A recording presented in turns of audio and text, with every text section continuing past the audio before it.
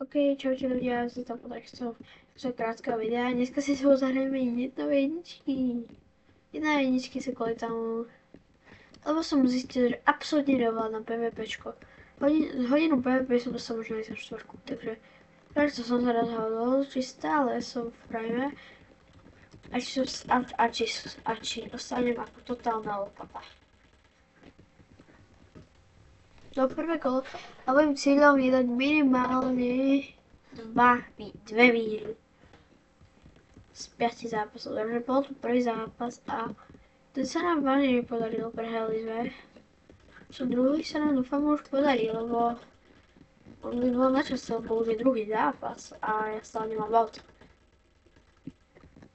No teraz by sa nám to mohlo podariť. Yes, dobre. Prvý bod. A ak by som sa rozhodol, tak mám hotovo. Ak to nedám, tak musím robiť 150 repov. A 50 klikov. A to vážne už som 50 klikov a 150 repov. Takže... jo, mám to.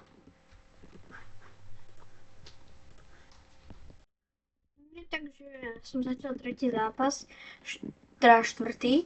Už mám dve výhry, takže som ho splnil a nemusím robiť 150 repov a 50 klikov. Takže tohto Dakyho by sme mohli zabiť. Ak nie som taká lopata. Ja som trobelka, jak Rivals. Napíšte mi, či chcete naozaj vidieť a to, by som mal točiť Rivals, lebo... No tak dobre, tak asi čau. No tak asi ahoj, no. Bolo to 4 a vyhral som to 6.